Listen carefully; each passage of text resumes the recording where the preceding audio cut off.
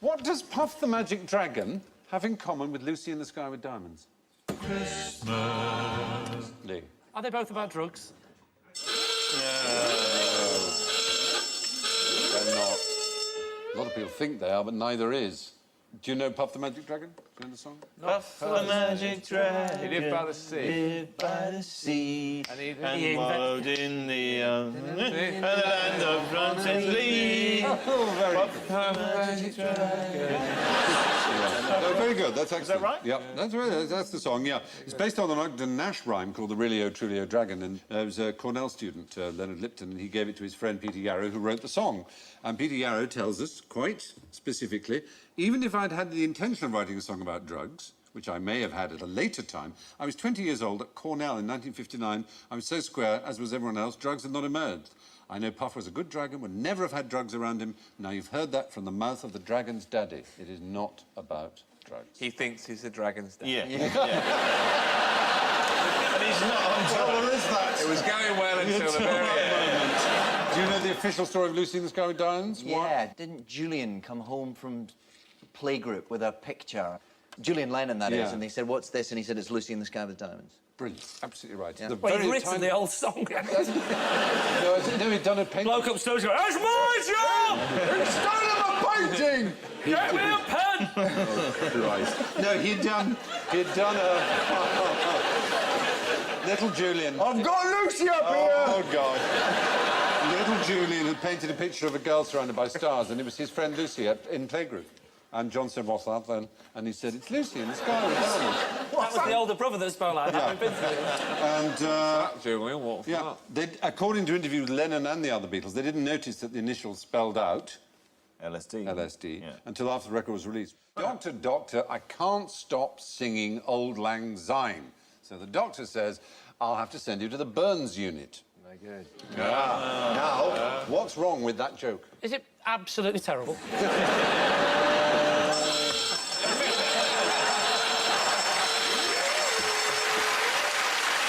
Yes, see. Now, any other thoughts? What is all Well, right? no, of course it's not, because Burns Night is not on New Year's Eve, is it? It's on, when is it? 25th of January. 20th, yes. Yes. So, of course, you wouldn't be singing Auld Lang Syne and Burns Night. You'd be singing it on New Year's Eve. So That's true. you'd be waiting 3 But weeks. most people think that Auld Lang Syne was written by Robbie Burns. And, yeah. Auld Lang Syne wasn't even written by Burns. That's right. Although a lot of members of the Burns Society believe he wrote it and say that it's nonsense he didn't, he himself said he didn't. He said it was a traditional song that he wrote down. Really? Yeah. Auld Lang Syne first comes up in 1724. We see it, and that was 35 years before Burns was born. It's a very popular song, though, in all kinds of places, especially in the Far East. In Yes. Japan, Yes. it's played daily to mark closing time in most large department stores. So, how did Burns sign himself? What was his name? What did he call himself? Rabbi. Not Rabbi, funny. Robin. Robin he did, yes. Robin and Rab and Robert, but never Robbie or Rabbi, oddly enough. Although everyone calls him Rabbi or Robbie Burns. Yeah. And there you go. What does it mean, Auld Lang Syne? Old, Oh, I know what it long... means. Long Remembrance? Signs. Yeah, kind of old long since. It means in the old days, long time ago. And how do the words go? Anyone who can give me the lyrics gets points. All the winter be forgotten now. Should all the be winter forgot for the sake of Auld Lang Syne.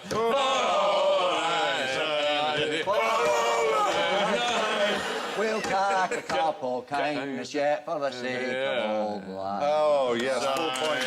Spot on. There you go. Orphans. Aren't they lovely? They all married to each other, is that? They're Mormons. Oh, right. They're members of the Church of Latter-day Saints, I think they call them. And what teeth? Beautiful. They were rubbish, weren't Were they? Oh, they they? Apart from little Jimmy Osmond, he was a long-haired lover from Liverpool. Liverpool, yeah. And Well, of course, it was Big Graham Osmond, the one they kept in the attic. who had terrible teeth. Terrible. He had one massive Yellow like a teeth. claw. Yeah. But he wrote all the songs. By groaning them. He groaned them into a tin can that was connected by a piece of string. Yes, Wild horses driven crazy horses.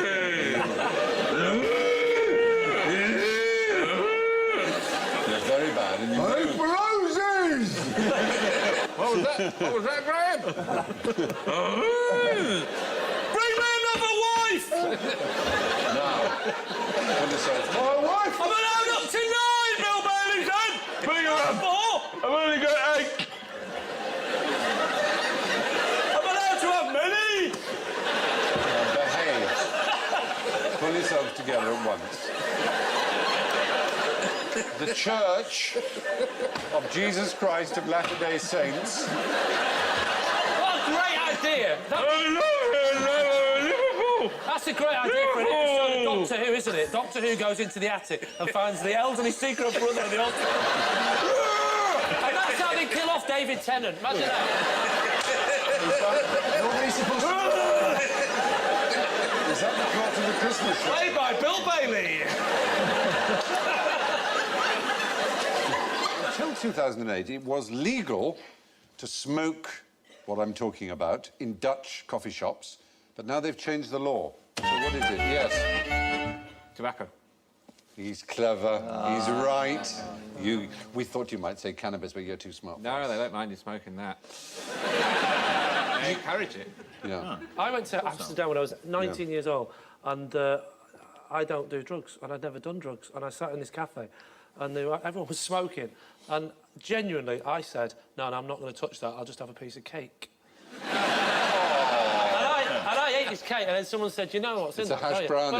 But I thought that was the same way as you have, like, brandy and trifle or something. I thought it's not going to get you drunk. It's just a little jokey thing they say.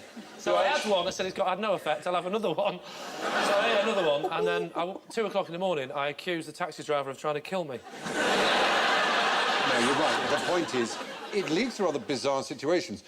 If you mixed your cannabis with tobacco in a coffee shop, you would be fined. Well, that's what they used to sell. So you can only have pure... Sell you mixed or... Not since July 2008. Now you have to smoke your cannabis as pure cannabis in grass or hashish form, I suppose. So you can't get passive smoking from pure... No, it's fantastically carcinogenic. It's much more carcinogenic than tobacco. Is it? Yeah. Oh, dear. It's 7 times more or something. Oh, sure, really? So here it is. Well... 3 joints, that's 20 fags. Oh, my goodness. But in the street, if you were to smoke... You could smoke tobacco in the street, but if you were to mix it with cannabis, you'd be breaking the law by doing that. You're so it's a very stoned by then, you don't know complicated whether system to go they've indoors or out. But, Magic mushrooms, magic mushrooms. or a version of magic mushrooms, seeing as you're talking about drugs, the fly agaric, which is that sort of like the Toadstool. mushroom you get in a fairy tale. You'd see a little Toasty, like elf a big cheese sticking toasty. on it. It's sort of red with white spots on it. Yeah. The fly agaric in Siberia was eaten by the reindeer, and so the reindeer would eat this fly agaric and they'd bounce around. Off their face. And that is where they reckon the legend of flying reindeer came from. Oh, For your that's Christmas a edition of Christmassy QI. There you story. Thank you, The David. drug-addled reindeer. Old And Siberia. then, because it's highly toxic to humans, so they would collect the reindeer urine and drink it and get a secondary Buzz. hit. Yeah. Oh, that's And brilliant. then you could drink the wee of the man that drunk Yeah. it. Just a mild sort of nice feeling. Eventually, it would come down to a tiny little, just a cube, isn't it? And then pop it in your drink, and it'd be like a little sort of Pro Plus. Very good. Now, this third round is about actors. After weeks of being pointedly ignored on tour by Sir John Gielgud, Clive Morton, the character actor, plucked up the courage to knock on his dressing room door. Gielgud opened it. "Thank God it's you," he said. "For one dreadful moment, I thought it was going to be that ghastly bore, Clive Morton." Now, why Hugh? Yes? Why does the actor Edward Woodward have 4 Ds in his name? No, what are you doing? What are you doing? I'm sorry, it was a spasm. Go. You can't do that. I'll put it out. Just carry on. Did you know, this Forget is I'm quite here. interesting. Yes, good. That's what we're here for. Did you know Very good. kiwi fruit uses more than its own weight in aviation fuel to get from New Zealand to Europe?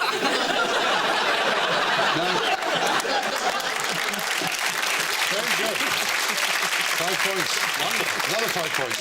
It sounds mad, but is it, of course, true, absolutely. And regarding the Edward Woodward... Yes? That's how you spell Oh, it. no, let Hugh get No, really, that's fine. I was going to say exactly that it's got that many D's in it because that's his name. If you took the D's out, it would be a different name. And what name would it be? Exactly. Exactly, it'd be Iwa-woo-woo. Yeah. It's a sort of structural device, like a joist, which stops his name collapsing into the sort of spongy mass of Iwa-woo-woo. You were mentioning Edward Woodward, and before that we mentioned John Gielgud. John Gielgud, when he first heard the name Edward Woodward, said, "It's an interesting name. It sounds like a fart in the bath." It does. The next question goes to Alan. What is the connection between the Archbishop of Canterbury's left ear and Adam's belly button? The ear and the belly... God, just as you said that, there was a painting came up. We do this, I'm afraid, yeah. I'm not going to ask who did the painting. That would be an insult. Adam's on the left. Yes, well done. That's his belly button there. It would seem. And the Archbishop of Canterbury's ear... Yeah. The only time I can ever think where you'd put your ear to someone's belly button would be to hear if their tummy was rumbling. You go, your tummy's rumbling, you're hungry, aren't you? True. Is that what it is? I'm afraid... I don't want to astonish you, but I'm afraid it isn't. Is it because Adam wouldn't have had a belly button, would he, being the first man, and neither of the You're Is that right? You're really good. So, he's good, isn't he? I'm going to give him 3 points for that. The fact is, they're both purely decorative. Adam, of course, cannot have had a navel because he was created. He wasn't born, so there wouldn't have been an umbilical cord. You're saying the Archbishop of Canterbury's left ear is purely He decorative? describes it himself. It's purely decorative. He was born deaf in the left ear, so it has no function. If his left ear is purely decorative, Yes. it's very unimaginative for him just to have an ear there, isn't it? He really could have had anything he wanted there at all. A donut or another organ, like a hand. Racket, I would have said. A badminton racket or a shuttlecock. A road sign. A little chiclet. Or rather, sort of surreally, a portrait of Van Gogh. Yeah, he could have had Van Gogh. You see, that's That brilliant. was missing, yeah. He'd have a little Van Gogh there, saying, as if to say, do you see? Very good. Well, we've got something out of the wreckage. I'm inclined... Who painted that picture? 1475 till 1564. I hate myself for saying that. Those are his dates. He's quite correct. Michelangelo Buonarroti. We have to give 5 points to Johnny Sessions for knowing the birth and death dates of Michelangelo. So sad. We also have to hate him, incidentally. Yes. Very impressed. You can do this. I've done this with John Sessions at parties. When was Bruckner born? 1824, died 1896. You see? It's right. Isn't it wonderful? Mahler, 1860, born July the 7th in Caliste in Austria. Died 1911 in Caliste in Austria.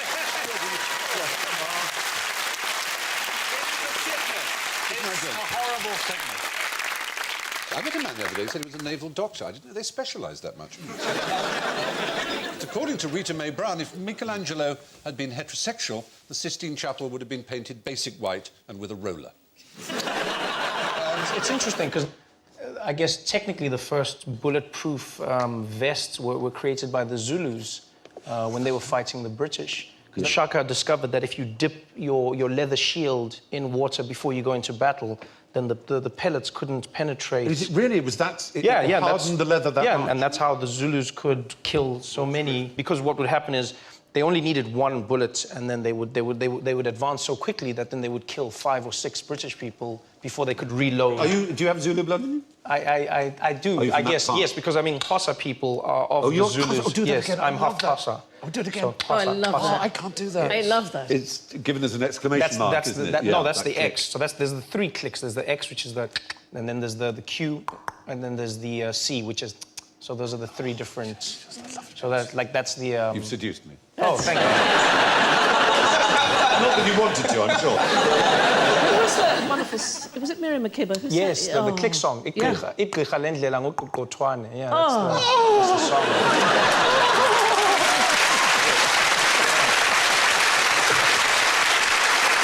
Yeah, so The Xhosas were technically they were basically pacifists of the Zulus. They were you know they were chased out. They separated from the tribe, so they weren't as like the Zulus were really our proud. In terms of military, they are our pride and joy. They are. But the Assagais. Everything they did was revolutionary. Just like the first they were the first ones with the shortened spear. So Shaka invented a spear that was quicker to stab with and not as cumbersome to like to a sort of lug around. javelin. Yes. Yeah. Because the spear hadn't really been changed over all those years, and he changed adapted. that. He changed everything. He was one of the best military. Yeah. You know, you guys, if it wasn't for the guns, you guys wouldn't be here. I know, we wouldn't have. Just do that bit of singing again. With the? Just do that bit of singing again. Oh, that's the See, song. you don't know me well, Trevor, but I'm on the turn, I'm telling you.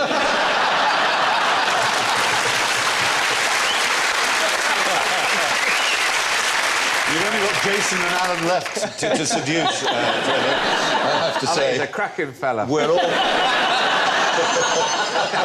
How can a bottle of whiskey save your life? Oh. Well, in a fight, I'm assuming. Is it the bottle or the contents? It's the contents. Ingestion of whiskey. Well, if you suffered trauma and you've got ethanol in your system, presumably you're going to be better off. Presumably... Shut up! How did you know that? Because I've had a lot of trauma while drunk.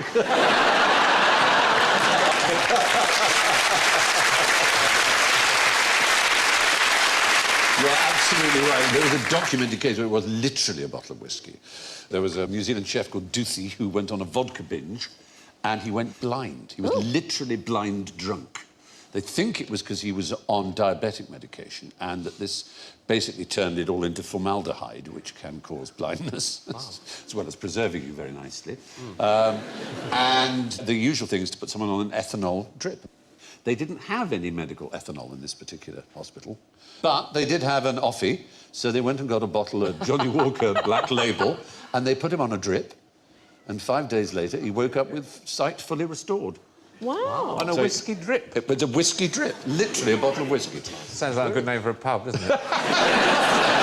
I think it's a fact, even if you have an accident or a serious injury and you're drunk at the time, you're probably more likely to recover than if you are... Shut up again!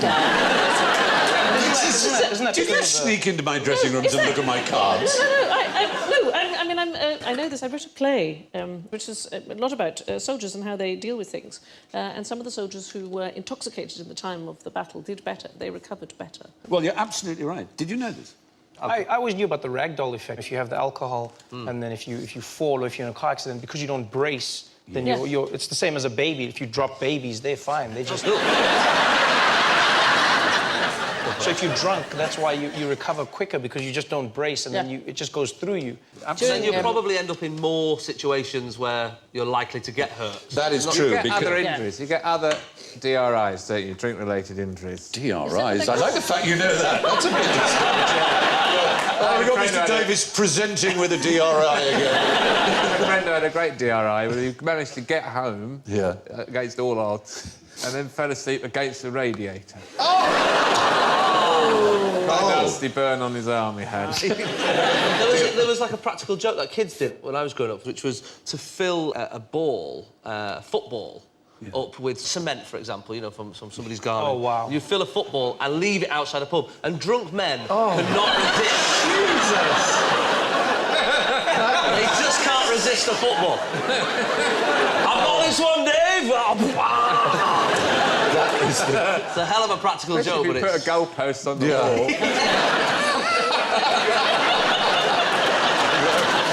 Well, this is extraordinary. All I had to do is fill in the dots here. It was Lee Friedman of the University of Illinois at Chicago who spent 14 years examining this effect. He analysed the blood alcohol of 190,000 trauma patients. He found that, with the exception of burns, death rates from all types of traumatic injury fell as blood alcohol levels rose. Which is extraordinary, isn't it? 190,000 seems like an enormous It's a big number cohort, as they would say, isn't it? Exactly, which makes it quite a respected study. Amongst the extremely drunk, mortality rates were cut by nearly 50%. Gunshot and stab victims, however, showed the greatest benefit, which wouldn't be the ragdoll effect, I don't suppose. There's some kind of anaesthetic element to it. There is the anaesthetic element as well, which I suppose makes you behave less dramatically in a way that increases blood flow. I'm bleeding, you just think, you think, oh, look at that.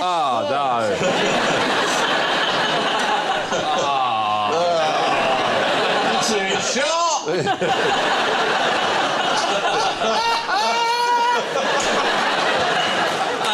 better just have him short. I'm going to have to go to the hospital. We're so busy on a weekend. One more Jaeger bomb couldn't do anything. Come on, let's go to the hospital. They got a bar there. They have a bar there. Hopsital. I'm fine. I've been shot, but I'm fine. It is the oldest trick in the book. Is it an ancient Greek book? It's even older. Ooh. Egyptian? Egyptian is the right answer. I think I might have. You might know Is this? it about a man called Dedi? Dedi? How do you know about Dedi? You're right. He was a man who did the first magic trick, which was, I think, a decapitation of a goose. You're right. And tore it off and did it to impress the king. And it's in an ancient scroll. It which is? I do know the name of. I think I do. Yeah, go on. The Westcar Papyrus. The Westcar Papyrus. This man is brilliant.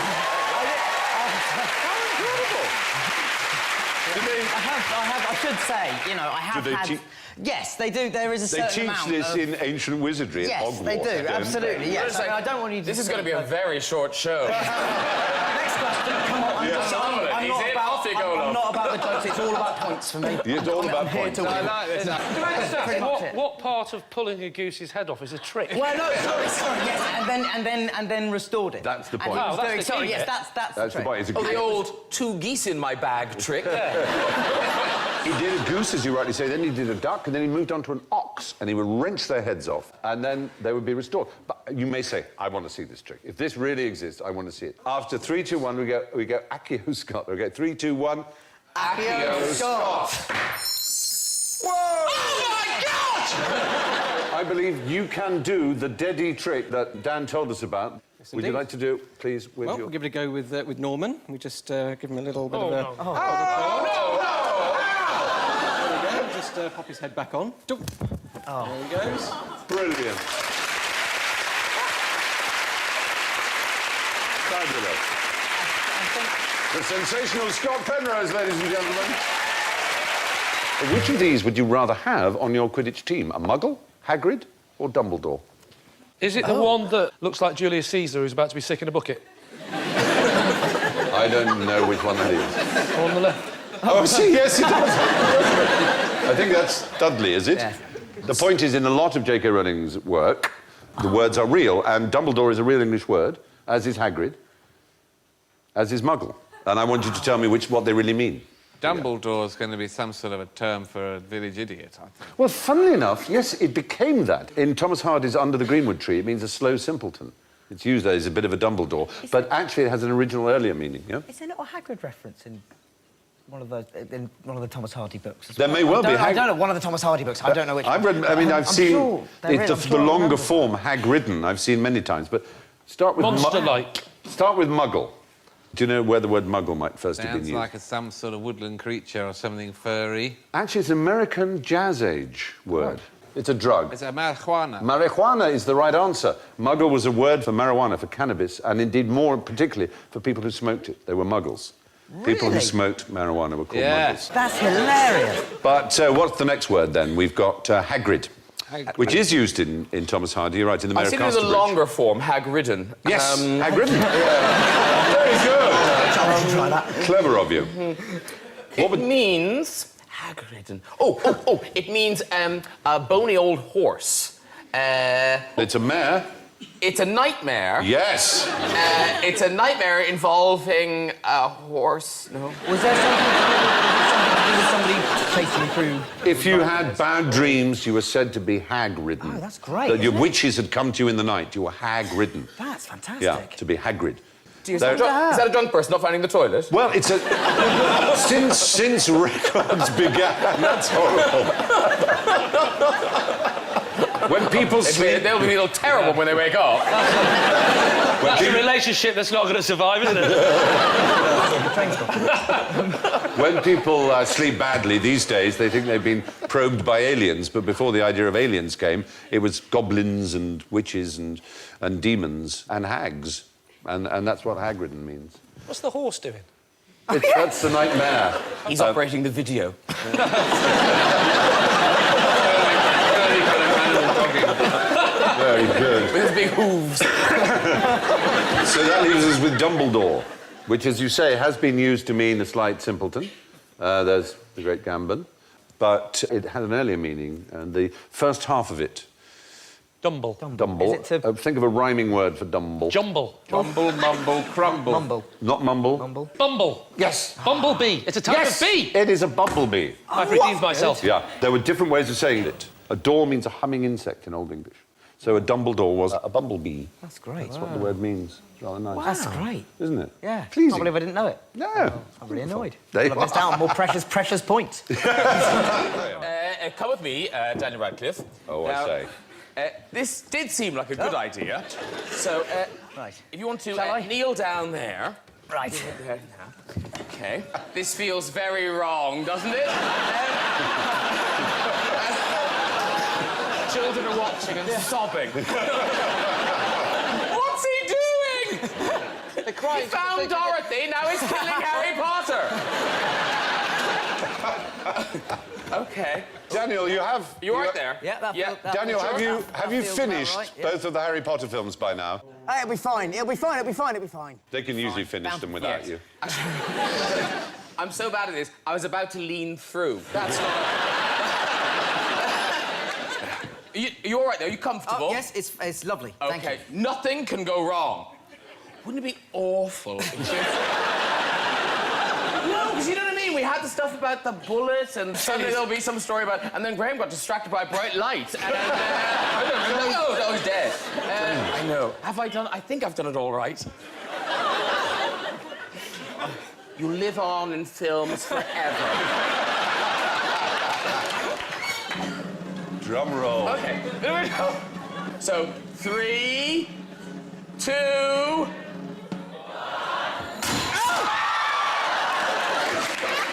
that bombshell, ladies and gentlemen. Thank you. What's the best way to find out if one of your guests is drunk without... Wait, hold on. How have you got this? We were in the cupboard. What the hell? What the heck, fire? I have no memory of this. So what's the best way to find out if someone's drunk without using a breathalyzer? Oh, No breathalyzer allowed. Well, I would make a pass at them, and if they go with it, they're drunk. That works. Yeah, that's my test. That's lean in for the kiss. But let's suppose you're a policeman. Would that still be your method? Sure, take down the particulars. Sobriety test is normally walking in a straight line, isn't it? Or That's right, especially in America, where states I've been stopped and, you know, they make you do that. Look, people always act... People that are acting really normal, hyper-normal, I think they're loaded. Yes, because drunk people announce slightly too perfectly. And talk a to little show too that they're loud. not slurring. Yes. When people are acting normal, they Yes. are drunk out of their minds. The British police used to have, and American in some states, had phrases they asked you to repeat, tongue twisters. The Leith police dismisseth us is quite a well-known one. Can you say that? Dismisses us. Can you say that? Leith police dismisses us. The Leith police dismisses us. No, the Leith police dismisseth us. The Leith police dismisseth us. I haven't had a drink. I'd be in You'd be in trouble. Dismisses us. Yeah. You see, that's cheating. You can't do it, Yoda. On a lazy laser razor lies a laser ray eraser. That's not too difficult. On a lazy laser razor lies a lazy ray eraser. Well, why would you say that in any... There's no context where you... There isn't really, is there? A wicked cricket critic, that's one A of the ones. wicked critic. A wicked cricket critic. That's- Yeah, a wicked cricket critic. A wicked cricket critic. Yeah. Imagine an imaginary menagerie manager managing an imaginary menagerie. Where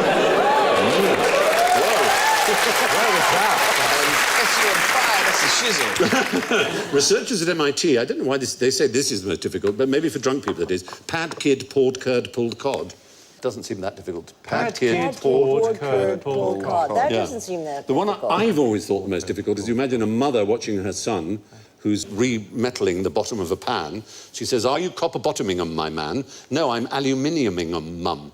Aluminium. Are you copper-bottoming My man? No, I'm aluminiuming mum. Very good. Are you copper-bottoming my man? No, I'm aluminiuming mum. Okay, I'll do the beat. Alan, do it. I can't do it. Who makes up this stuff? Electrician teachers. But you would say aluminum, Mum. Aluminum. I wouldn't say any of it. You're right. You would maybe Unless just I go, was officer, drunk. I am drunk. I know. By the time you got to this one, you just go, you know what, I'll pay the fine. For me to thank Harry, Jimmy, Bill, and... Oh, wait a second. There's one little boy here who still hadn't had a present. Oh, but here's Santa! Hello, Santa. So, Santa, what have you got for Alan? Have a feel in Santa's sack, Alan. What can you... Have a feel. What can you... What's in there? Ping pong balls. Ping pong balls. Now, I know a very exciting thing you can do with ping pong balls, but it's quite loud and quite dangerous. So, can you all put your ear defenders on? Right. So, Look Jimmy, at Carrie's ear defenders. Carrie's ear defenders are very special. Oh, you don't know, but you got me through some very difficult years. I only said that when you had the ear defenders on. You go in the safe place, Jimmy, Carrie, and Bill. And ear defenders on in the audience, if you would. Good luck. Oh, well done. Bye. Right. Alan, you and I are going to the extremely dangerous place. I mean, kind of suicidal. To put the goggles on before the... Yeah, all right. And I've got gloves, which you don't need to have. Right, OK, so here we have the ping-pong balls. We're going to pour in liquid nitrogen, which is 196 degrees minus, that is. Really, really cold. We're pouring it into this bottle.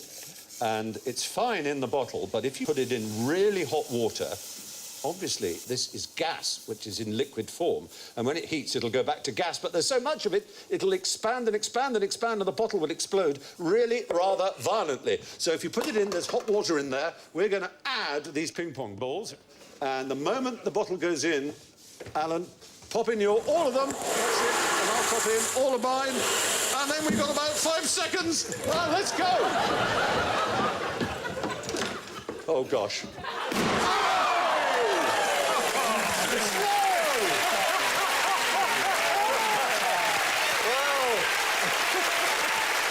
and gentlemen, that is great. That was genuinely like all our Christmases came at once. Ding dong, merrily on high, and a very happy How Christmas. can you tell when you're a victim of the Goldilocks effect? Yes. You feel just right.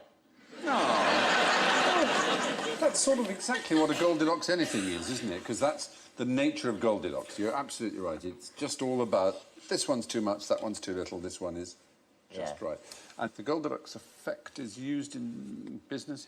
You set a price of something. And then you set 3 bears on them. Well, you have a range of 3, and the most expensive one is unbelievably expensive. And the second one is really a quarter as much and seems just as nice, really. And then there's a third one that's really very cheap. And most people will go for the second one. Why? Because they think it's just right. They think, oh, the first one's too expensive. But that's a bargain. A good example, supposedly, of Goldilocks pricing is the airfare, actually. The basic economy price for a transatlantic airline is about £500. And then there's business class for a mere £3,500.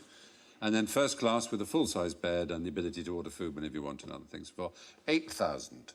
And according to Goldilocks pricing, business class with all its perks looks like a bargain when compared to the £8,000, even though it's still 7 times as expensive as economy. I was talking to Steve Cram once, and he's a very nice chap, very fast runner. And he said that they make trainers, they have to make some that are extremely expensive because people will buy them. If they don't, the other manufacturer will charge 200 quid for basically, once you get to about, this was 10 years ago and he was saying about 60 quid, so maybe it's a bit more now. Then they're really about the same after that. Yeah. So once you get to 100, 120, 150, you're just giving them money. And that's called prestige pricing, which is, again, bizarre. If something's expensive enough, people will believe it must be quality. And, you know, they see me coming. They see those people coming. Well, there are other Goldilocks things. There's a Goldilocks zone. The distance from the sun a planet has to be in another solar system, which would support water where it wouldn't be too hot, wouldn't be too cold.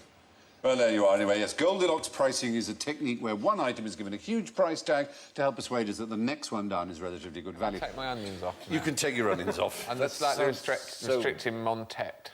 Yeah. course you must. It's matet, it's feminine, -5.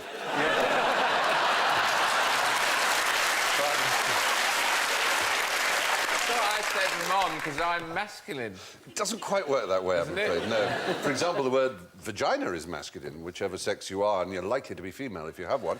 But you would say mon vagina. You, as it were, yes. You would. That makes it sound like a mountain somewhere, doesn't it? It's not. Is it? Yes. Oh, I must climb mon vagina. Many have. Many have fallen off. Bon, allons-y, mes copains. Alors, à ce moment-ci, je vous donne des bonus points si vous pouvez répondre en français. OK? Yeah? Oui. Very good. Already, bonus points to you. Phil. Non. Plus tard, nous verrons. Phil, comment ça va? That was French. That is fluent. Joe, voulez-vous coucher avec moi ce soir? Pardon me. Not asked. Excellent. 4 points. Anna, donne-moi un mot, s'il vous plaît. Un mot pour un mammifère marin qui ne peut avaler aucun plus grand qu'un pamplemousse.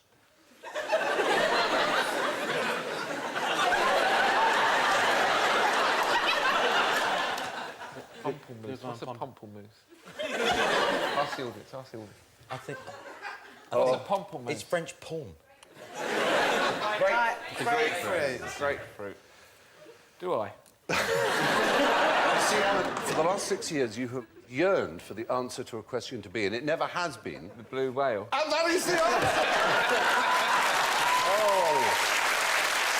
I asked you, in my broken French, to name a marine mammal that couldn't swallow anything bigger than a grapefruit. Right. And that is a blue whale.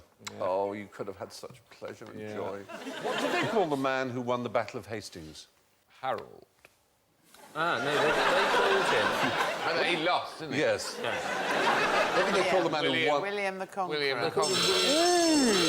No, we call him William the Conqueror. What did they call him in the day? Normandy, I think. William le Conqueror. But the fact is, no, the word William didn't exist at all as a name at the time of the conquest. He was known as Guillaume Bâtard. William the Bastard, in fact, was how he was universally known by the other French. It wasn't as rude to call him that. The bloke on the left appears to be riding a llama. I mean, that's definitely a horse on the right. I mean, he's got a parrot. He's a random pirate, has arrived in the middle. Well, I arrived on a busy day here in Hastings. Who's that doing the embroidery over yonder? Get my good side. As you might see in the top left corner, the word William is kind of developing. It's become Wilhelm. Wilgelm. No, it's Will 6 Elm. Wilgelm. Normano, I like Normano. that. Yeah. Is it Normano? Or... Is that like medieval text speak? They never put the whole thing in. They just thought, you know, we've invaded Britain. Lol.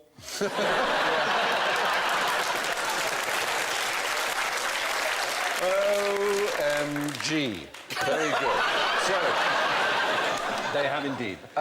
That's basically the point. But all the Norman names, all the Saxon names disappear within 50 years of the invasion. All the Earwigs and Ethelreds and all those sort of names disappeared, and it became Hugo and Robert and Richard and William became the most popular names. William, one in every 7 Which of these would be nice next-door neighbours? Galaxies, hyenas, newlyweds, octopuses or burglars? That's more of a mime artist than a burglar. That is, yes. I imagine that burglars don't burgle their neighbours. Yes, that's absolutely They go right. further afield. Yeah, Oh, they're I do nice. the neighbours. They're not with the lazy. neighbours. That's Yeah. something in their defence. No. It could be selfishness, though, couldn't it? It could be that they just don't want to put their own insurance premium up. That's a very good point. But you are right. Burglars are very good neighbours in that they're not going to burgle you. Galaxies bad neighbours. So what happens when they reach a certain age? A galaxy stops spawning new stars and they just swallow smaller galaxies. So our own home galaxy, the Milky Way, is expected quite soon. This is in astronomical terms, 4 billion years from now, to eat 2 of its neighbours, the large and small Magellanic Clouds, and then about 1 billion years after that, the Milky Way will get eaten itself by the Andromeda Galaxy. Andromeda, yeah. Yeah. What about hyenas? Good neighbours, bad neighbours? Oh, that laughing. When Mrs. Brown's boy's on, it's probably a nightmare. That's actually what they do in the studio audience. They don't use canned laughter on that show. They have live hyenas. The trouble with hyenas is you spend days and days stalking your deer. Yeah. And then they just come and rob it off you. So I bet they're terrible neighbours. You think they're terrible neighbours? Any more, Frankie? I just think, although you'd know that they weren't laughing at you, it'd be hard not to be a little paranoid.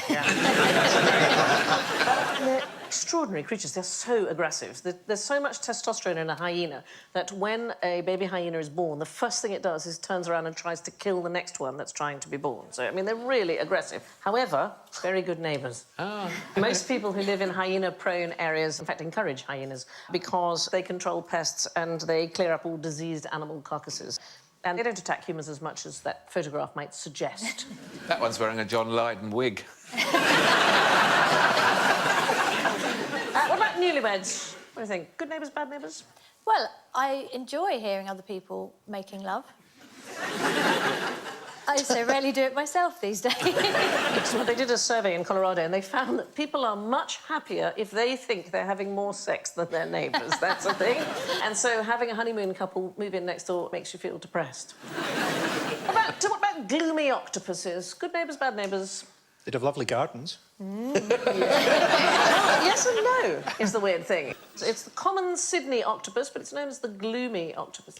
What it does is it throws rubbish at its neighbours. It lives in Jervis Bay in Australia, and it gathers debris into its arms, and then it uses the jet propulsion siphons on the sides of its body to hurl it at the neighbours. And it's really unusual to find projectile weapons in animals.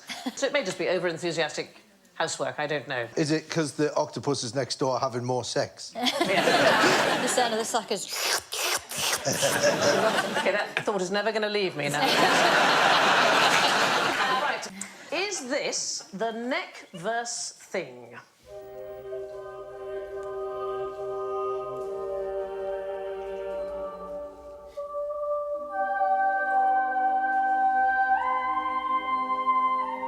Isn't it beautiful?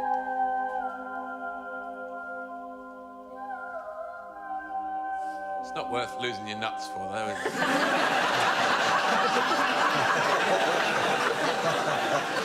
Well, you might lose more than that.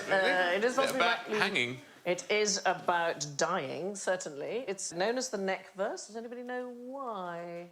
The neck verse is how a German doctor tells you have whiplash. I do know this. Yes. There used to be a thing called benefit of clergy, where if people could prove that they were in the clergy by reciting a verse of the Bible, then they were tried under ecclesiastical law instead of normal law, where they'd be more likely to get hung. Yeah, you're absolutely right. It's brilliant.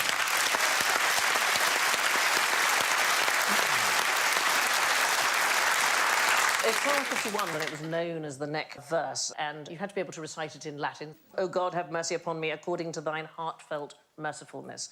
And the benefit of the clergy, it existed for about 600 years, from about the 12th century to 1841. And some crimes, the clergy would get lesser sentences. And so it used to be you had to prove you were clergy. But over time, it was enough to prove you were literate, so obviously in Latin. And this created a loophole, so illiterate people could learn that verse by heart. And the courts were happy to go along with this. It's a legal fiction because there were many crimes which it was felt that the punishment was too harsh.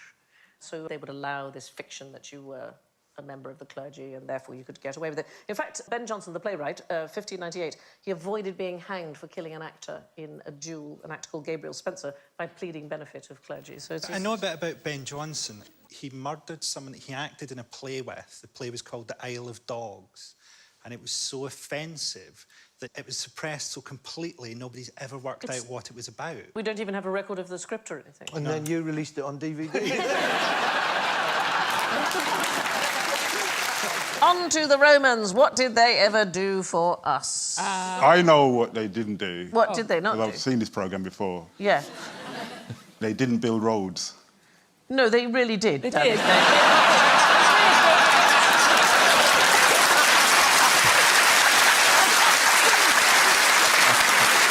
In Monty Python's Life of Brian, they ask, all right, but apart from, you know, the sanitation, the medicine, education, wine, public order, irrigation, roads, a freshwater system and public health, what have the Romans ever done for us? In fact, most of those items on the list already existed. They were improved upon rather than invented by the Romans. So they didn't invent roads, but they did certainly make them.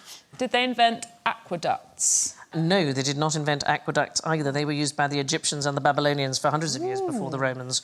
Underfloor heating? I mean, again, there is underfloor heating in other parts of the world. Yes, I'm afraid so. Pasta. Pasta. They invented pasta. Absolutely.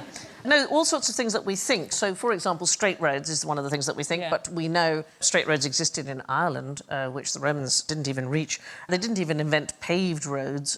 The world's oldest paved road, which this is part of, 4,500 years ago, this road was laid down. It's in Egypt.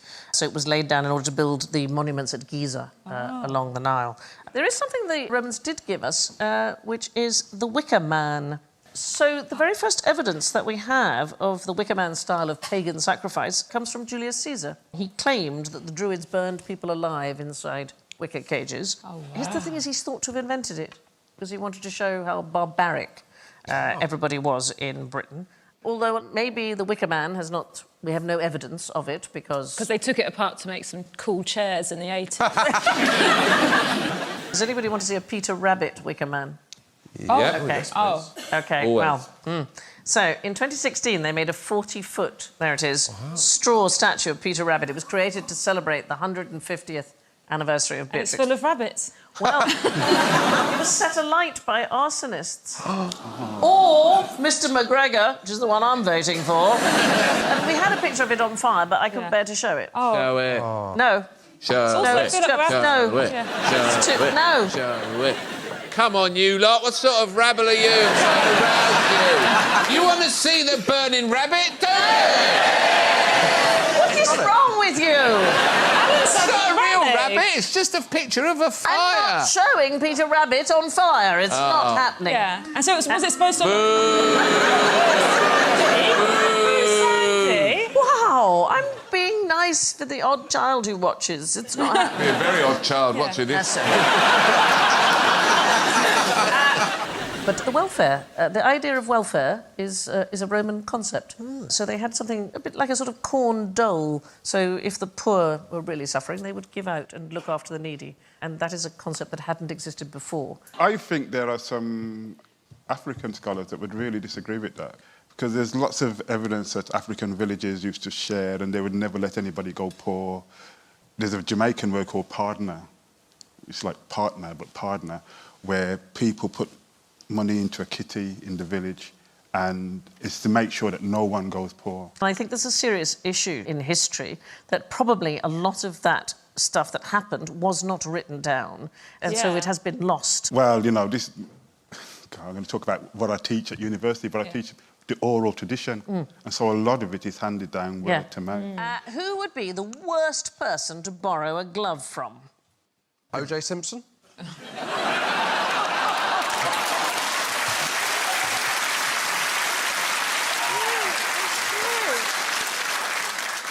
The guy that gave me a strip search at Heathrow Airport, so wouldn't want to borrow a glove from him. Did you do the whole... I don't know why I'm doing Really? that. I imagine there's not that much movement in it. Yeah. You're not changing a light bulb up there. I was coming from a particular part of the world which is known as the source of narcotics, and I looked suspicious. Was it Kensington? And they gave me a strip search. That's awful. Yeah. What did they find? 2 kilos of cocaine, but that's not the point. They found the world's longest sock.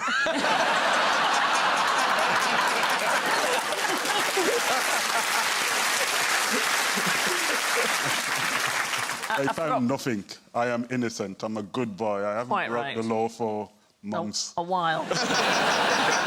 So I'm going to give you a clue. The worst person to borrow a glove from, he was Russian, he was romantic. Oh. His name begins with Rasputin.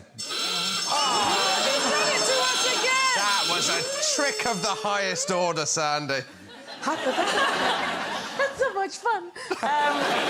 Rachmaninoff.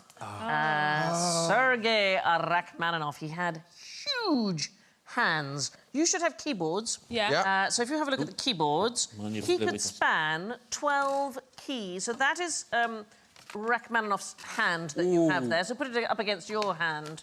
He could span 12 notes. How many can you span with a single hand? Oh, I got really smart. I'm on 10. You can do 10. 9, just about. Just about 9. Yeah. And Sarah, what about you? Using all 5 fingers? 15. Yeah. So there is an argument that some of the virtuoso pieces on piano are inherently sexist because women simply can't manage. The thing about him that makes me so angry about the world, in a way, is that his very first symphony, he was so severely criticised by a man called César Cui that he didn't actually compose again for 4 years. It put him in such a depression. Yeah, it's like my first Edinburgh. Name 2 things you can get from a kangaroo's nipple. I bet they don't lactate. Oh, they do. Is it a trick? No, they do lactate. They do lactate. And that's what's so interesting. No, because they have Castlemaine 4X out of 1, Foster's out of the other. They have little babies that are born... It's almost still fetuses, right? And then They're like latch little on. maggots, they look. Yeah. They're tiny little wriggly things called joeys, as I'm sure And you then know. they have to crawl to the pouch. They crawl all the way up there off their own. and the nipples are in the pouch. But there might be a much older brother or sister in there. They can do something with their eggs, can't they? If they're nursing one joey, they can hold off the egg from another, or they can... Well, no, actually, quite the reverse. They can Oh, have okay. 2 joeys who are completely different ages, Different ages. and have different needs. Yeah. That's the thing. So there they are, and there are all these nipples, and the nipples know whether it's a young joey who needs a kind of semi-skimmed milk, which is not so very rich and strong and thick, and there's the older joey at another nipple, or even the same nipple later on, and it will know that it's an older joey and give it a much thicker. And that's a rather magical trick. It's because of the power of the suction. The young ones don't suck so hard, whereas when they really, really have a go, which the older ones do, they get the thicker. How do the scientists find these things out? How are they doing that?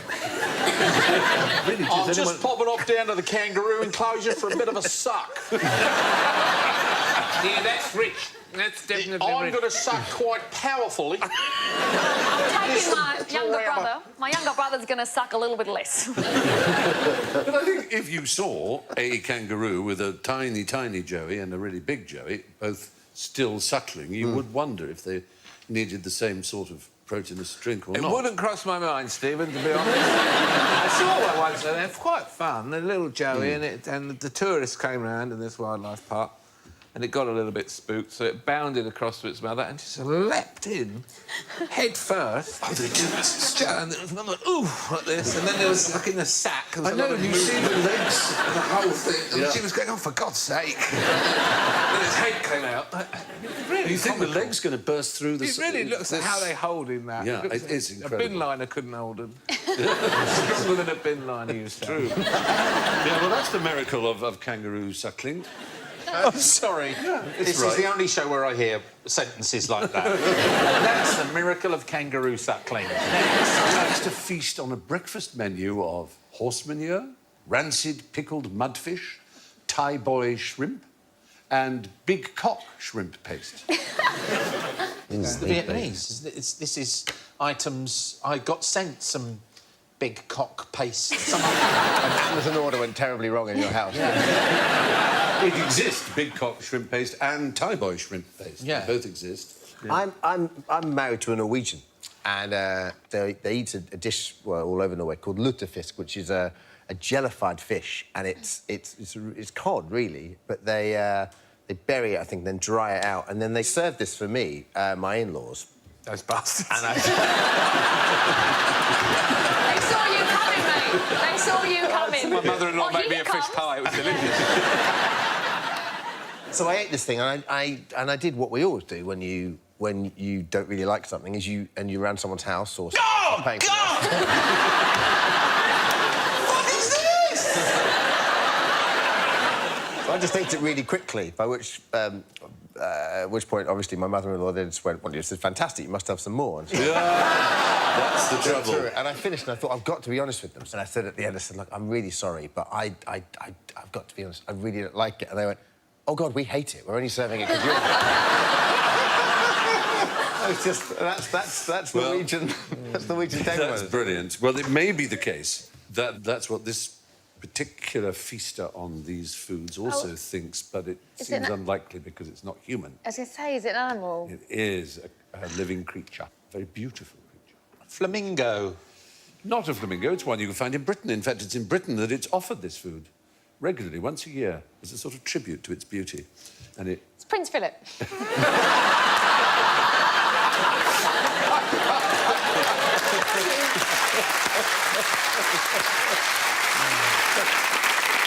Well... Has it got 4 legs? 6. 6 legs. Is it an ant? It's not an ant, but it is definitely an insect. Is it a bee? No, but it's a flying insect. Is it a fly?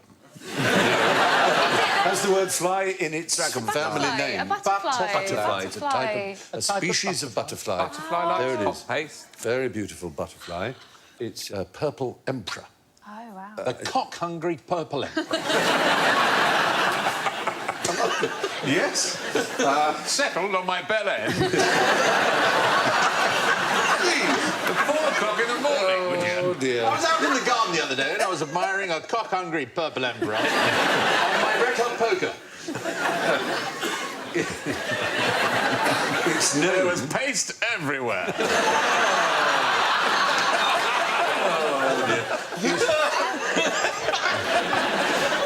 The poor bugger couldn't take off. Now, calm down.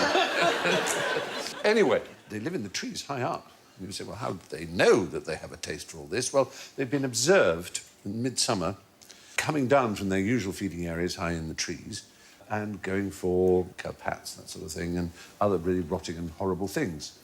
And so, because they're so admired, particularly in Northamptonshire, where this takes place, a little picnic is spread out for them in midsummer, including rancid pickled mudfish, foxcat, stinking big cock shrimp paste, and Thai boy shrimp paste.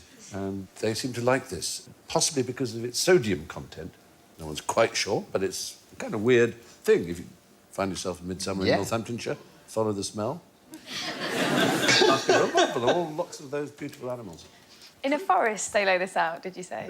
In a clearing. In a clearing. Because you could get into real trouble if you go looking for a dodgy smell in a forest. If you go looking for the smell of sodium and shrimp paste, you might walk into something other than a butterfly celebration. I'm just saying. Especially in Northamptonshire. Instantly reduces the value of a house in America by 1/3. O.J. Simpson lived there. Third. Is it a tornado cutting it into thirds? 2/3 of it is on one side of the San Andreas fault. I may say that what it is nonsense, but it's the kind of nonsense that Americans, unfortunately, quite often seem to believe in. Yeah, like it's whether or not it's near to a drive-in. Portal to hell. Well, kind of. It's buried on a graveyard. Haunted is the right answer. Haunted. Obviously, it won't be haunted because... There's no such thing as ghosts. No such thing as ghosts, exactly. But the point is, the stigma of haunting is enough. If it's merely mentioned or that people seem to believe that there are ghosts there, then it will reduce... I told you about the haunting. Yeah. Told you about the There ghosts. should be ghosts everywhere. I mean, so many of them. There should be ghosts. There should be dinosaur ghosts. There should be cow ghosts. Exactly. Sheep ghosts. Yes. I know. Worm ghosts. Yeah, dinosaur ghosts. That's a brilliant idea. Tons of them. There should be stromatolite ghosts, rocks that used to live in the old days. The most plausible thing I ever heard on the ghost front is the idea it can be the atmospheric thing like a lightning bolt or something. It's because of a peculiarity in a magnetic force. Yes, and these people right. are unaware that they're ghosts, and that's why they appear to float or walk through doors, because as far as they're concerned, the door isn't there. And I can kind of... I can kind of buy that. I can buy that people's brains are affected by magnetic fields, and there are certain circumstances where it is quite common for people to feel chill and dread and to hallucinate and indeed to die, and this is quite common in houses. That was. This is quite common. And that's carbon monoxide poisoning. Oh. From bad gas Heaters, boilers and so on. And it causes all those symptoms. But as for dead people coming back, no. There should be dead cows. No one ever says. Exactly. And, I so agree with you. The I'm with meatpacking you. district in New York. Yeah, why do you draw the line? Suddenly it's only human beings. Because if you're passing a field and you see a cow in it, you don't say, that's a ghost. You say, they by and large won't turn up. If you saw it in your house, you would. Yeah, if you saw it in your house, but cows aren't going to be in the house. They are, because they've been turned into Houses are built on all kinds of pieces of land. Please, I'm not advocating for the ghost party over here. I love the idea of the ghost party. Whoa! All the parties are out, they're just scaremongering. Very good. First appearance of the pipe. The pipe in high definition for the first time. High-def pipe. What happened to pipes? That's where they went. I love pipes. Would you like to meet the last ever winner of the Pipe Smoker of the Year? How do you do it? My answer is going to be no. Did you affect a pipe for a period? The first QI was about to start as a series, and I was asked to do some press for it. And I left the house to go to wherever it was this interview was. And I suddenly realised I had no cigarettes. And in those days, I was a smoker. And I thought, and I just saw a pipe and some tobacco. And I thought, I'll grab that, put it in my pocket. You just saw pipe just lying there in the street? No, in my house as I was leaving. And 2 days after the Independent article opened, I was asked if I would be the pipe smoker of the year. I said, yes. Absolutely. It confers a kind of respectability, I think. Well, a trustworthiness. I never think you can truly give directions without a pipe, and that's why I envy you that, Bill. Sorry, Yes. no, really. Oh, well, yeah. Could you tell me where the station is? What is it? And recognising a friend. Great job for that. I think... Now, a good haunting can knock a third off the value of an American house. Describe the arrangements for moving a house in the 4th largest island in South America. Oh. The 4th largest island in South America. Look at your tats. I know, I've got them covered up at the moment, but they are... I can tell you the 3rd largest. Go on, then. Island. Well, they just get it in a van and go. What the hell is the 4th? The 4th largest island, well, if I tell you its name is Chiloé. There'll be a boat. Oh, that helps. What? They're the people of Chiloé, the 4th largest island. It's off the coast of Chile. Well, obviously, they get a yak first. That's 2 yaks. Actually, they call it a yunta, which is like a team of cattle. Right. The point is, when they move house, they literally move house.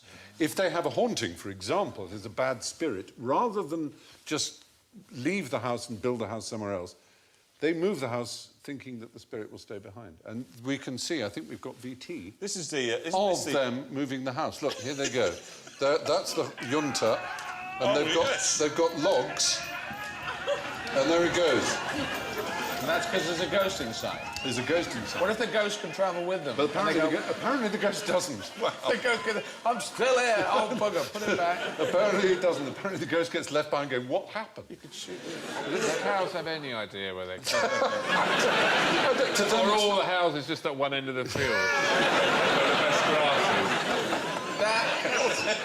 Possibly. That is an adventure movie, isn't it? That just looks fantastic. It's Fitzcarraldo, isn't it? Yeah. Very Rit Small. Oh, I think it's Die Hard with a cow. Or the guy in the window's going, I want to stay here. The person at the door's going, what the hell? He just came down because there was a rumbling. It's quite a sight. Apparently tourists come from Chile to watch it. And the ceremony is called the Minga. And they have a great feast called the Coranto, and they dance a waltz.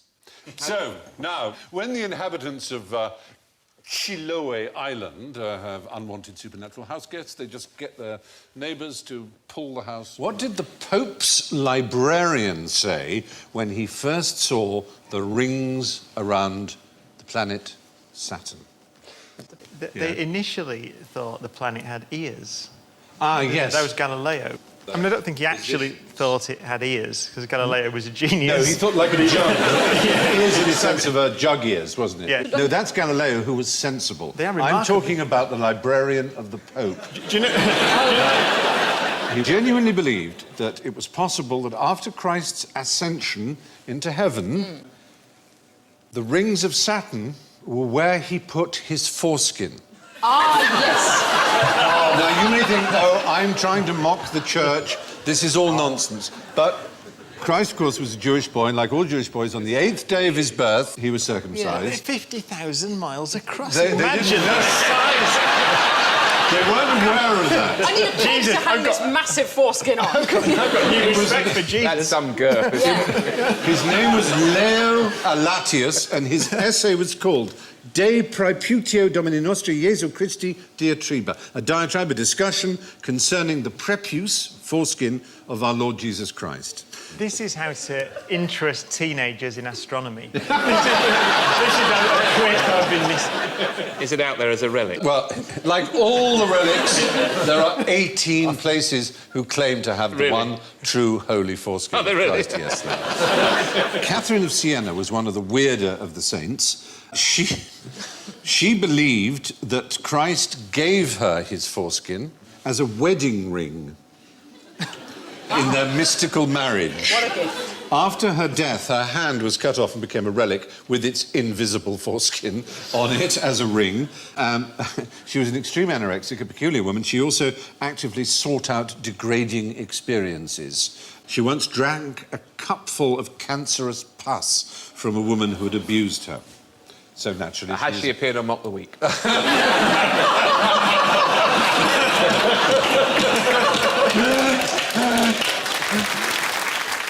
But now, more importantly, more significantly, how were the rings around Saturn actually formed?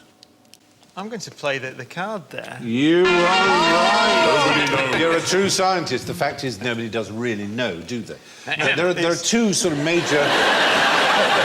Well done. Thank you. Well done. I didn't copy, I wasn't copying. Yeah. There's a Socratic acceptance of the limits of one's own knowledge, and there's ignorance. I'm not saying which is which. No, quite right. There are two major theories. I think there are two major theories. It's thought there could be a moon that was either disrupted, so something hit it and fragmented it. Although they are almost pure water ice. Which, come to think of it now, sat here, makes the moon theory a bit unlikely, doesn't it? Because moons are made of rock. So the other theory would be that it would be something to do with the formation of the planet itself, that something spun off it in some way and then achieved a stable orbit around and then formed these... And they don't coalesce together. They're held, the structures are held by the other moons. There are over 60 moons of Saturn. Are they part of the rings or entirely separate from the rings? Some of them are inside small moons called shepherd moons, which go around and you get rings in between those moons. And then it's got moons outside the rings, which affect the structure of the rings. So they orbit outside and affect it. Quite it's a very complex... Life-carrying moons? Structure. Well, there's a moon called Enceladus, which is about as big as Britain. It's a very small moon.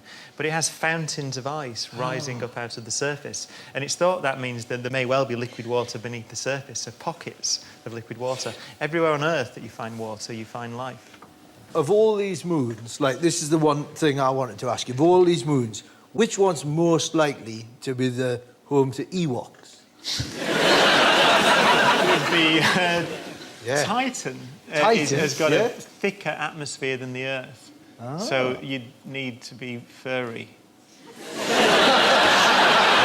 Good answer.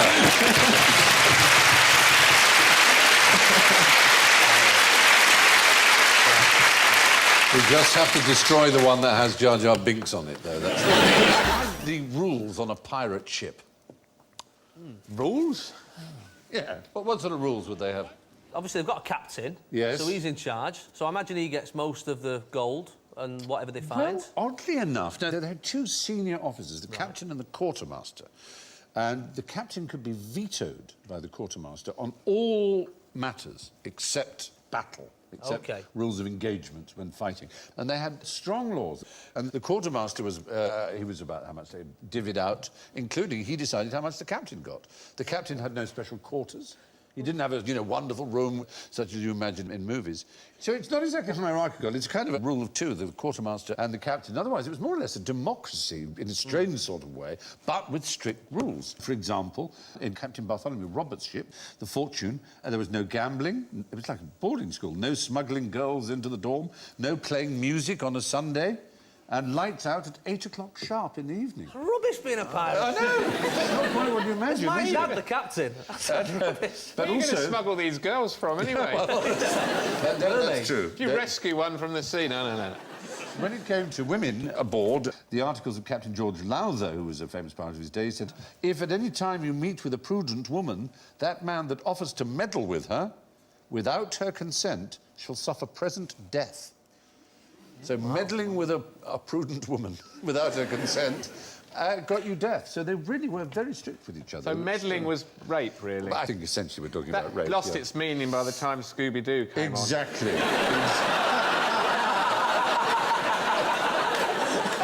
Why you pesky kids haven't meddled? Notorious gang rapists. That's just terrible. I'm ashamed of you.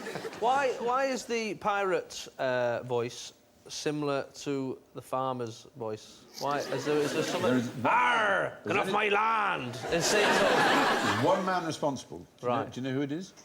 It'll be a film actor. Yes. Oh, OK. Treasure Island? He played in a great performance of Treasure Island. And in fact, Tony Hancock, the great comedian, he first started out as an impersonator of this actor. Lawton? No, not quite as well known as Lawton. In his own day, he was very, very well known, but now less well known. Anybody?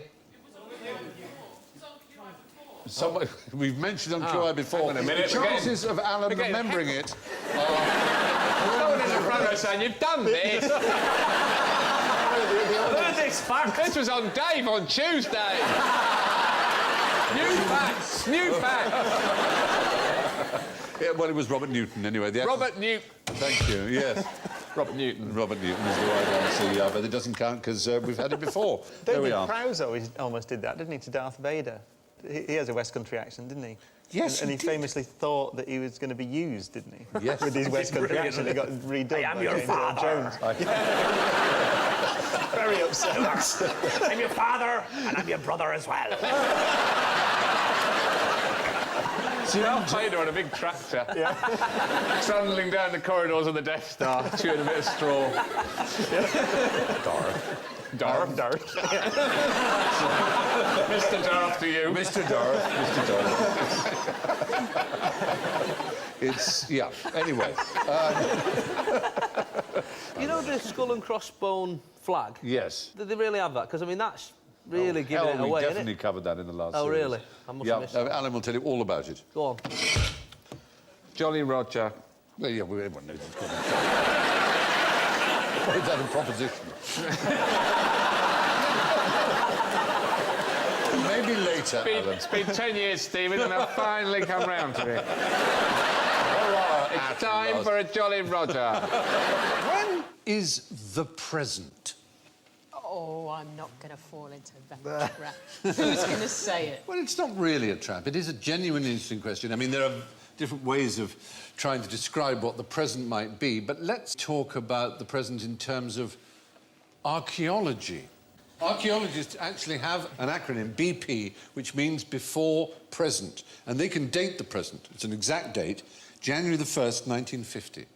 That's the present. That, for archaeologists, and there's a very good reason for this, and you might be able to work it out. If you did, I'd be very impressed. Is it plastics? Not quite that. Bakelite? When archaeologists... No, archaeologists are interested in the distant past. And recently, in the last 100 or so years, certain techniques have enabled us to discover... I say us, I mean... Carbon dating. Carbon dating has allowed us to discover how old things are. Now, in the 1950s... Basically, they decided by January the 1st, 1950, we had so screwed up the atmosphere with nuclear testing that no carbon dating could be trusted after January the 1st, 1950. So that is known as the present. See, these archaeologists need to learn a bit of physics, though. According to Einstein's theory of space and time, Yes. which is our best theory of space and time, there's no such thing as a present moment which spans the universe, or indeed even the Earth, or in fact even two people moving relative to each other. It is absurd to think of an event that might be happening now in a galaxy and me doing this as being simultaneous. That has no meaning cosmically, does it? Because you can swap the order of them, as long as they're not causally connected. I mean, we don't know how time works at a very fundamental level, actually. But time's arrow. I mean, I actually got my head around that a bit. Yeah. Because you don't need maths. If you think that everything's going forward and as it does, it decays. Yes. So then you understand entropy. Yes. I just look, for instance, all you need is an analogy to make that's pertinent to you. So in my case, all relationships. And then you realise, of course, you've got that perfect 18 months, and then they're dead. The second law of sexual dynamics. Yes, that's how I, according to me, that's how I extrapolate. To make it statistically significant, though, you have to have an awful lot of relationships. Oh, I do. And they really do That's all very suffer well from the law put. of entropy.